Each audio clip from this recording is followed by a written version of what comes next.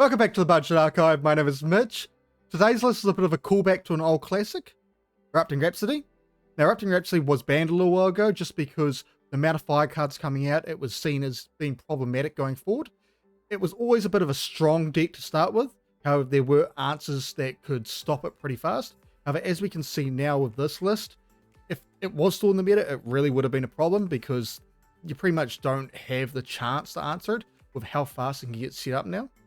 However, this list, because Erupting Rhapsody is banned, uses the new one from RDO, which is Volcanic Crescendo, which is effectively the same as Rhapsody, except the damage is to both champions, not just to your opponent's champion. So you do have to be careful here, risking yourself dying as well. And also it's Empower 3+X, rather than giving your champion plus levels into end of turn. So the old combo used to be that you would go Erupting Rhapsody, banish your whole graveyard, then play something like a Fireball, deal a ton of damage. You would have then already materialized into Tristan at the beginning of that turn, giving yourself Agility 3, move to your end step, have Agility 3 trigger, return 3 to hand, and then follow it up with another Fireball. However, in this version of the deck, we can't quite do that, just because Volcanic Crescendo is Empower 3+X, and generally if we're going to be going for this, you're going to be going for a single Fireball. And so early in the game, if you have managed to get 4 or 5 fire cards into your graveyard, and you're in a position where you've done a bit of chip damage as well, you could end up turn 3, maybe 4, being able to go into Tristan, play this during main phase, play a bunch of stuff out to deal damage and get more fire cards in your graveyard before you play this, then go to end step, return 3 to hand, and then Fireball in end step.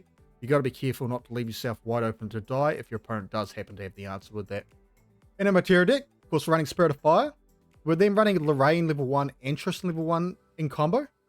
This is one of those decks where you can kind of go into either direction you want to go.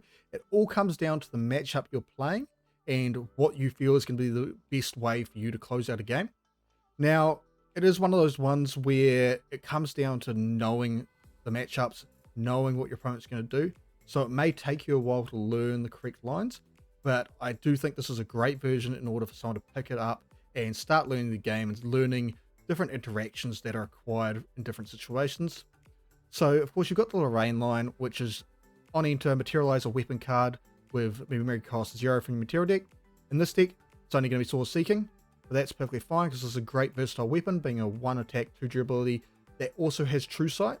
So, if your opponent is playing a lot of stealth units or stealth effects, then you're going to be able to get through all that.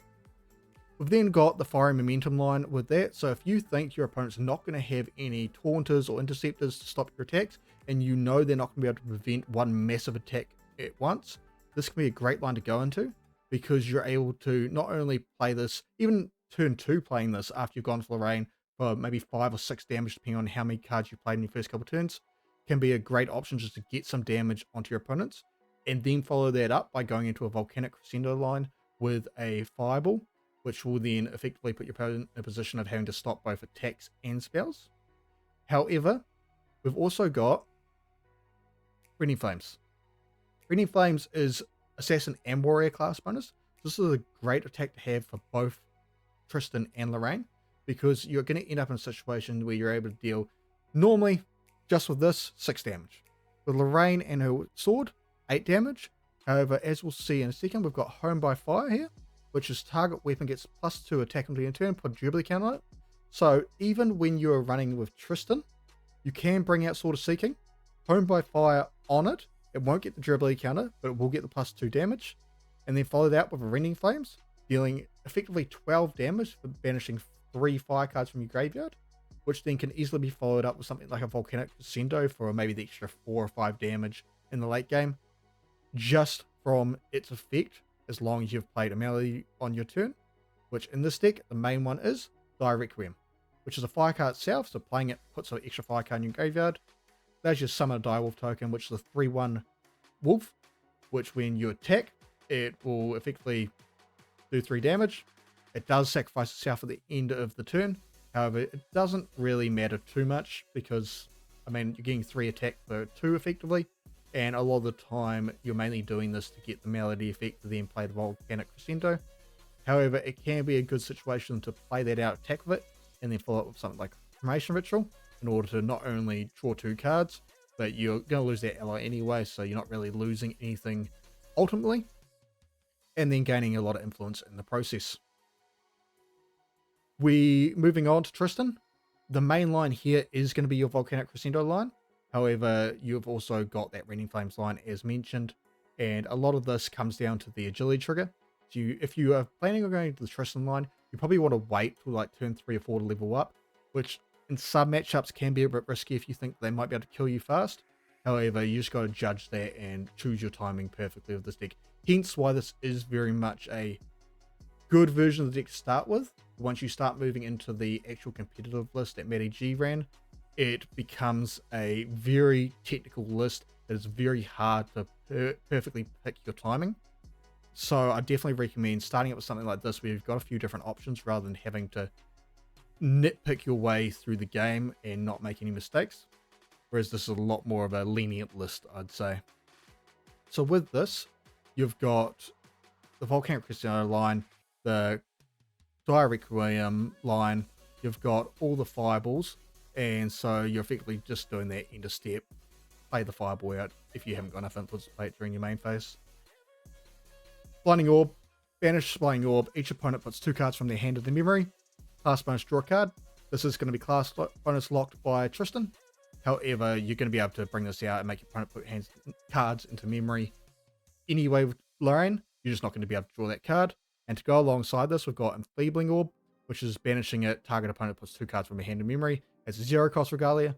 This is going to be the one you're going to go for first when you're playing something like Lorraine. However, you're interested in it may be worth it in order to just get rid of something out of your memory that's not really helping you in the matchup. Being able to replace it by drawing a card from this and force your opponent to put cards down.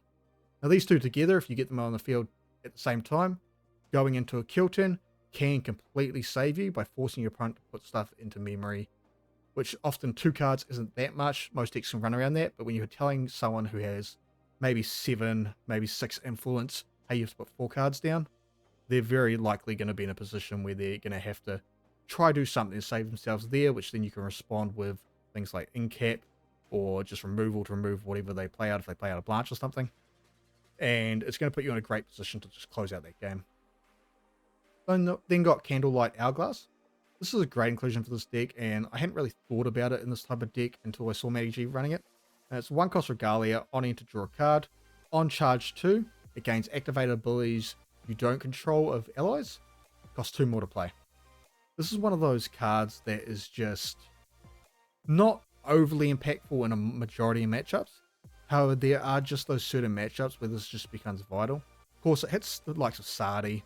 However, the main thing I see from this, I don't know if that was the reasoning or what the actual reasoning they had behind playing this, but is Ayala is running around.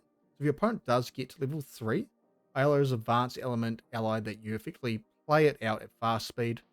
It has the activated ability of paying 3 to suppress target item, ally, or weapon. However, it has the other effect of this costs 3 less to activate the first time you activate it. So with that, you are effectively being able to pay 3 for a 2/3 ally that then can suppress anything on your opponent's field. So what this does is effectively stops your opponent from being able to activate that straight away, because it costs 3 less, being 3 cost, would normally make it free. However, this puts 2 more on. So they're effectively going to have to hold up 6 cards in order to activate that Ayala, pay the 2 extra from this in order to suppress whatever you've got on the field that's going to stop them. Maybe a Nullify Mirror, or likes as we'll see in a second if they're wanting to go for a Veiling. And you just put your opponent in positions where they're really struggling to actually stop you doing what you're trying to do. We then got the baubles. We've got Fire Resistance Bauble, Water and Wind. Now these are actually in the main deck. Now the reason they're in the main deck for the competitive list is that you also run Return to Archives, which is sacrifice a Regalia as a part of additional cost. It has floating memory, and then the effect is draw a card, recover 2. Now that means that in the late game, you can bring these out and just return to archive them. They're not really a dev Regalia at all at any point. However, in this deck, they kind of are. I was going to run Return to Archive in the main board. However, I put myself in a position of trying to do the Lorraine and Tristan lines. I just felt that Return to Archive kind of just felt bad. Because in the competitive list, you're mainly running Looking Glass as well.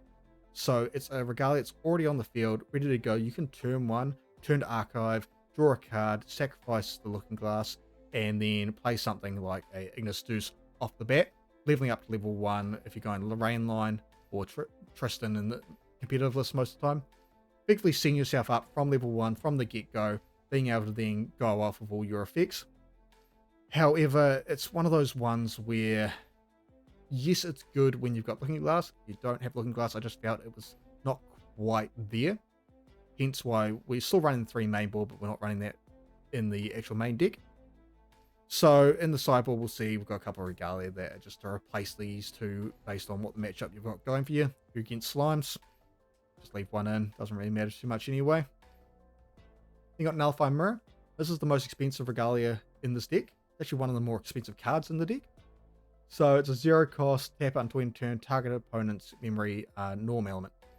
Now, of course, if you've seen this played at all, it's great against Veiling Breeze because it stops your opponent from being able to activate Veiling Breeze and prevent your damage.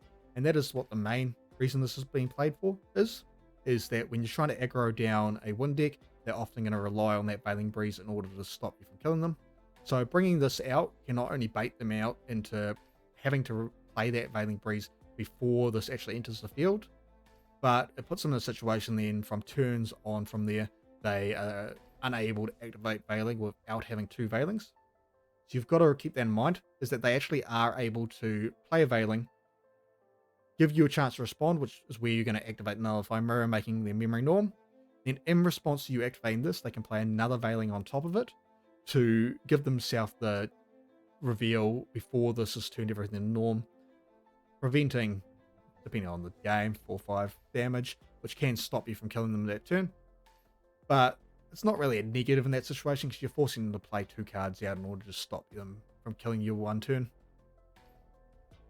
Safeguard Amulet, lots of spell damage running around. This is one of those ones where you could put a Terrafring in here as well, but Safeguard is probably a better bet with the amount of spell decks running around at the moment, especially with the likes of Razor Gale, and can just give you that extra turn to survive in order to kill your opponent.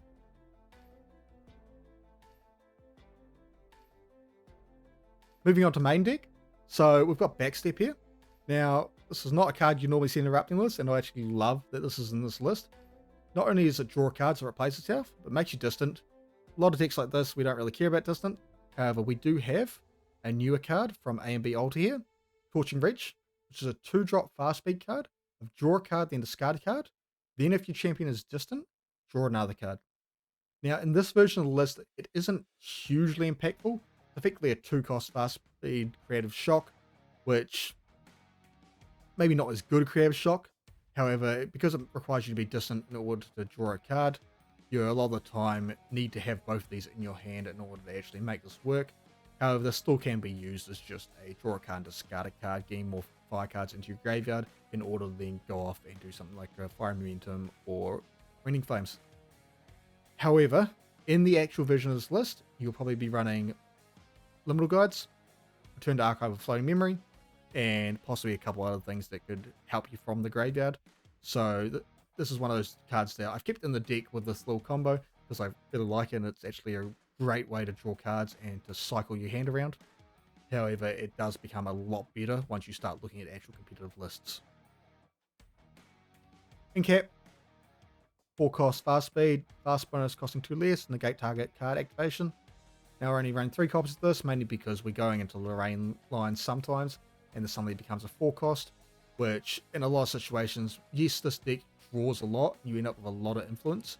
However, it does put you in a lot of situations where you're trying to go for the kill, and you're probably not going to have 5 cards in order to just hold up an incap, so we don't want to have our hand cluttered with these if we decide to go down the Lorraine line. Clumsy Apprentice, deal 2 damage to champion, draw a card, 1-cost ally. Great card for a lot of budget decks that you'll see from my other decks. Also a great target for Cremation Ritual. It enters, replaces itself in your hand, able to cremate it, draw 2. Ends up as a library rich situation where you effectively draw 3 cards from playing 2 cards. However, you're also getting another fire card into your graveyard for your combos. Creative Shock, draw 2 cards, discard a card. Fire staple, if you're playing a fire deck that you want to have anything in your bin, or you should want to play cards to cycle cards, you're going to be running Creative Shock. Cremation Ritual, of course we just talked about this. This is one of those ones where basically any of your allies is a good target for this, because you're able to get more fire cards into your graveyard and then draw more cards. Dire Requiem, as we talked about, combo piece. Now Embercrap Burn, 2 costs, fast activation, banish target card from a graveyard, then deal 2 damage to each champion. Now this is one of those ones you got to be careful not to kill yourself as well. However, you are not only dealing damage to your opponent at the same time as getting rid of something from the graveyard.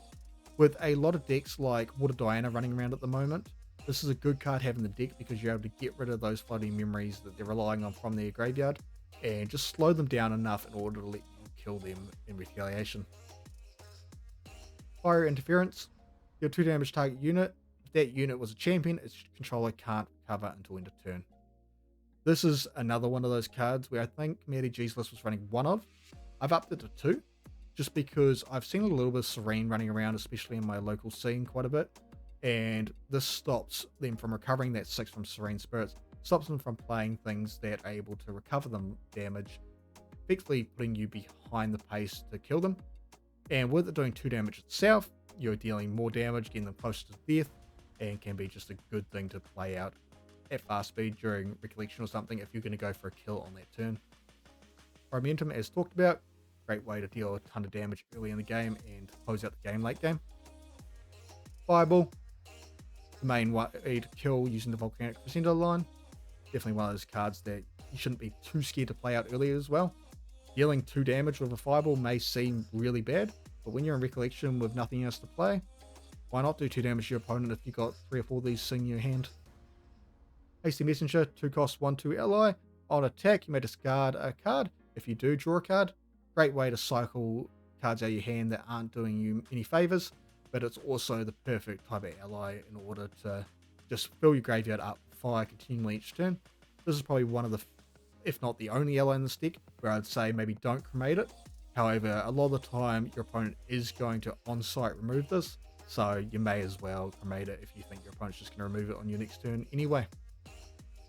Owned by Fire, as we talked about, perfect way to buff up Sword Seeking and then follow up with a Raining Flames as a good kill line. Ignis Deuce, now I did touch on this slightly, didn't really go into it too much, so it's a 2 cost fast speed card that activate this card only if your champion is a spirit. You're generally going to be a spirit. Materialize a champion card with base level 1 from your material deck.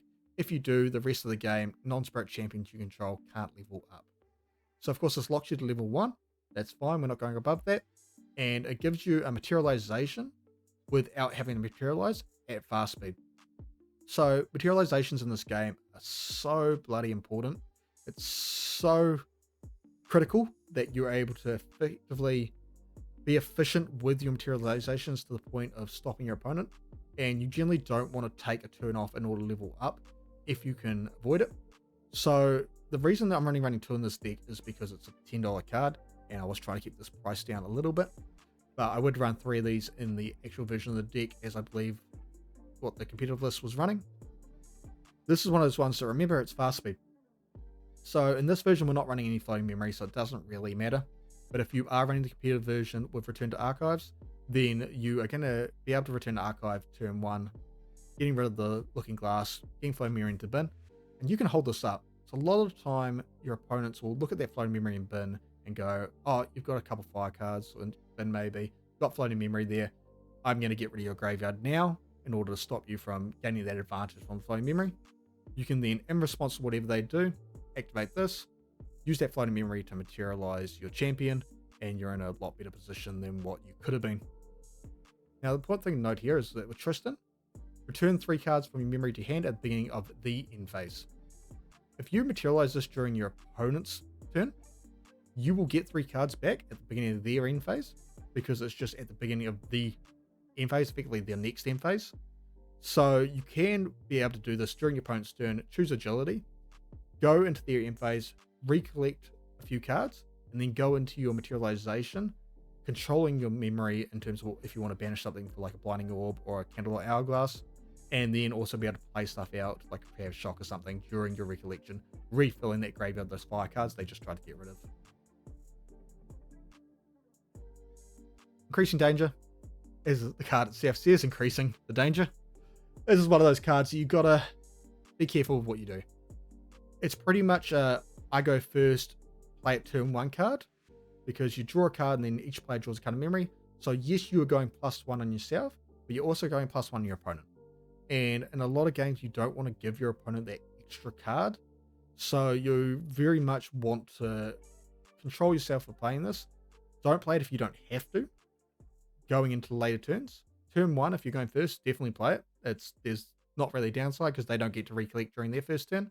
So they won't get that card for an extra turn, and you'll be a lot more advanced than they are at that situation. However, yeah, going into later turns, I'd probably say just don't run this. And if you lose game 1 or game 2 or whatever, and if you win it and you know your opponent's going to be going first, probably just remove these from the deck and bring in some of the hate pieces that we have in the sideboard, just because it's not really going to help you going forward, and more often it looks as an enticing thing to play, but it can be a hindrance to your gameplay. Raining Flames, as talked about, a great way to close out the game or just to do a bunch of chip damage if you need to. Spin to Ash. Now, we've got 1 in the sideboard, 2 main board. As you can see, we're also running Reduce to Ash in the sideboard. Some people run Reduce to Ash main board over Spurn. However, at the moment, especially with the likes of Water Diana running around, there's a lot of Regalia that are 1 cost that are causing a lot of problems.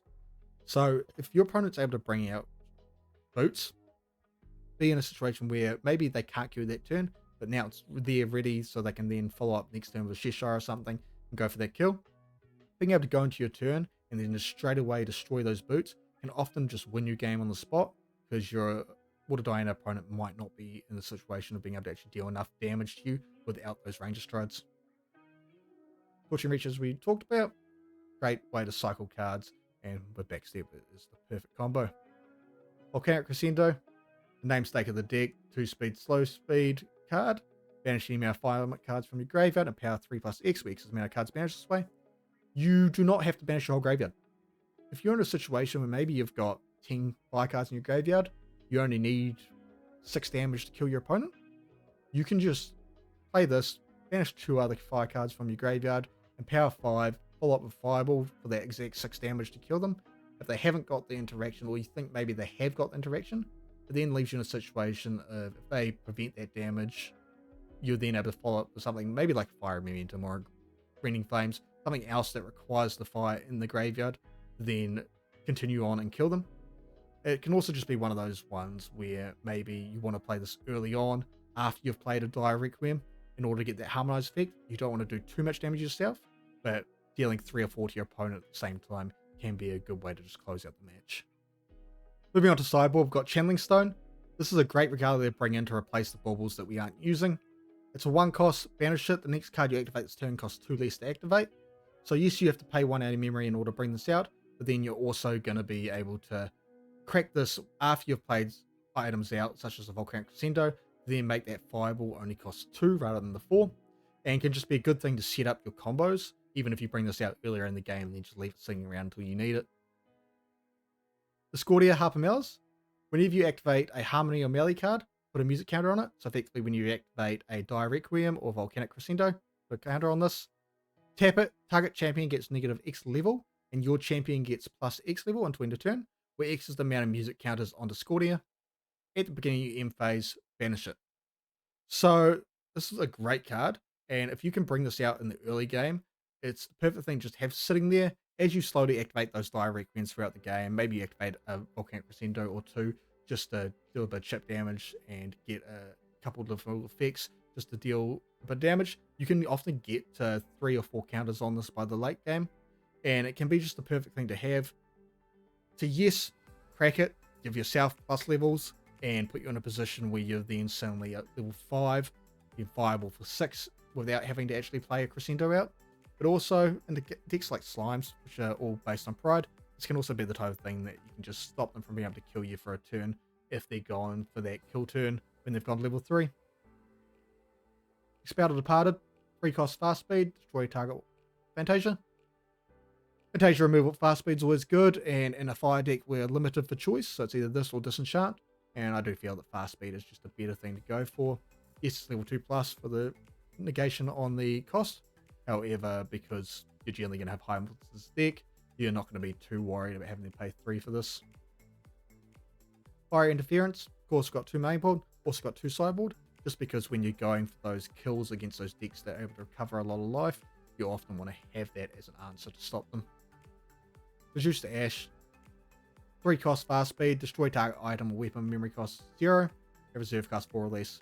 Now Nullifying Lantern is going to be a bane of your existence with this deck, and this is going to be your main way to get rid of it.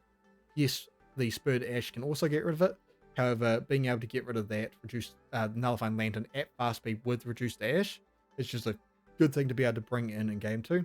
And a lot of decks aren't running Nullifying Lantern main board at the moment, they're running it sideboard. So if you do know that it's sideboard, then you can generally guarantee you're going to be bringing this in game 2. And the third copy is Spurned Ash. Moving on to some upgrades, we've got Backup Charger, staple card, been using a lot of decks. It's up to $80 at the moment, which is kind of ridiculous, seeing as it was down about the $20 mark at one point.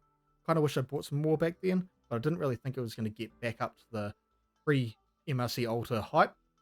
But it has. I probably wouldn't recommend going out and buying one right now if you're still trying to just piece together things for decks and build something on a budget. However, there are other options out there like the Dummy Trainer, the Prismatic Spire from the Merlin Recollection deck. Just a good thing to be able to bring out. Pay 3 to draw a card into memory. Looking Glass. Now, as mentioned, this comes along with the Return to Archive.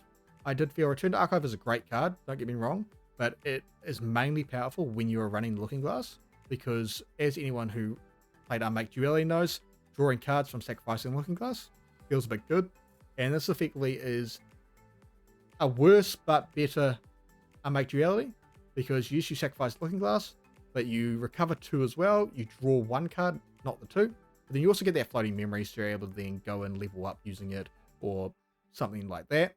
The perfect play here would be Looking Glass, Unmake Duality it, play an Ignis Deuce, level straight up using that floating memory before your opponent has a chance to actually play anything out, and stop you from being able to use that floating memory to your advantage, because there is a lot of graveyard hate out there at the moment. That's just something to keep in mind. Speaking of graveyard hate, Liminal Guide. This is probably going to be one of the most hated graveyard pieces in the game at this point, just because as soon as it hits that bin, I'd say people get rid of this faster than they get rid of floating memory. It has an $88 price tag at the moment, kind of worthwhile just with how insane it actually is.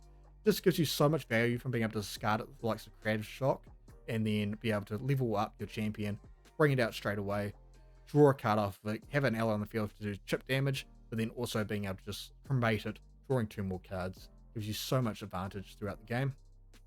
It is one of those cards where if you're not going to be running a lot of fire decks and you are looking at trying to control where you spend your money, I'd say don't quite buy Liminal Guides yet.